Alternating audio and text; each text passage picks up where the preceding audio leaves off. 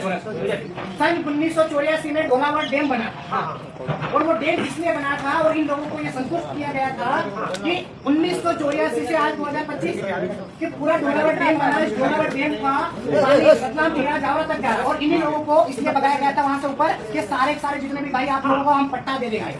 आज 1984 से आज 2025 इतने साल हो गए, आज तक एक को भी पट्टा वितरण नहीं किया। और जो जमीन बची थी, जिन जमीन पे निवारक करते हैं, खाना खाते हैं, 2 वक्त की रोटी खाते हैं, उन्हीं लोगों को वापस कल बुलडोजर लाके उखाड़ने को फेंकने की बात कर रहे हैं। 1984 से 2025 तक किसी को पट्टा नहीं मिला तो किसी और आदमी को आकर आपने वहाँ खदान की लिस्ट कैसे दे दी, खदान किसे अनुमति दे दी?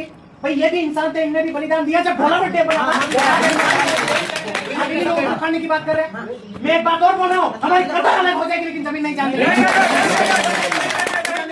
हम लोग जनप्रतिनिधि बने, इन लोगों ने कतरा एक वोट देके भेजा है। हम किसी की जमीन को उखाड़ने के नहीं, जमीन को हम कुछ भी हो जाए लेकिन हम लोग जमीन नहीं जाने देंगे। हमने जमीन नहीं छोड़ेगा, हमें जमीन कुर्बान में दे दी, हमें ढोलावट डैम बना है ना। आपके हितों का भी ध्यान रखा और माननीय न्यायालय का आदेश था, उसका पालन किया गया। उसके बाद भी अगर कोई चीज है तो एक काम करते हैं अपन, क्या करे, पूरा क्षेत्र के 2-3 लाख लोग ले जाके ढोलावट का पानी बंद कर दे, पता चल जाएगा।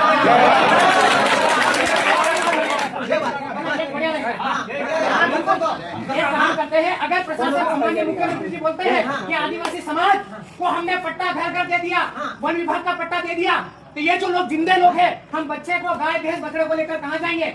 अगर इनको ये लगता है कि हम डेवलपमेंट इंडस्ट्री लाने से आदिवासी को कल्याण हो सकता है, तो भाई जिस जमीन के भूमि पर जो आदिवासी निवारक है 50 से 60 साल से निवास कर रहा है, उसी आदमी को बेघर करके आप बोलते हो हमने समाज का विकास किया, आदिवासी समाज का डेवलपमेंट किया। ये कौन सा तरीका है? ढोलावट डैम से जितने भी लोगों को भी यहाँ से निकाल कर बाहर फेंकने की बात कर रहे हैं, सबसे पहले मैं आपको बता देना चाहूंगा, जिस प्रकार से जिन लोगों को हम आप बाहर फेंकने की बात कर रहे हैं, आपको पता होना चाहिए जिस आदिवासी समाज से सरकार बनती है उसी आदमी को आप बाहर फेंकने की बात कर रहे हो। और दूसरी बात ये, जब हाईकोर्ट सुप्रीम कोर्ट का आदेश है, जजमेंट ये कहता है कि ना लोकसभा ना विधानसभा, 13(3) का रूढ़िगत परंपरा के अनुसार यह होता है कि ग्राम सभा के परमिशन के बिना, कलेक्टर साहब भी ये कहते हैं कि ग्राम सभा के बिना कोई भी चीजें वहां पर नहीं होनी चाहिए। तो सुप्रीम कोर्ट हाईकोर्ट ने क्या बोल दिया कि ग्राम सभा को भी नहीं माना जाए। बताइए आपका आदेश कहाँ पर है? मैं काम करता हूँ, आपकी समस्याएं जो इसके संबंध में वरिष्ठ अधिकारियों से। कौन वरिष्ठ? मैं जिला पंचायत का उपाध्यक्ष, मैं बादल हूँ या नीचे आके बैठा हूँ? वरिष्ठ अगर कलेक्टर साहब हो या एसडीएम साहब हो, तहसीलदार साहब हो, हम लोग यहाँ पर बैठे हैं, न्याय मांगने के लिए आए, हमको न्याय दे दो। नहीं तो पीआई साहब को, सभी पुलिस बल को बोल दो, हमको जेल में पहुंचा दे।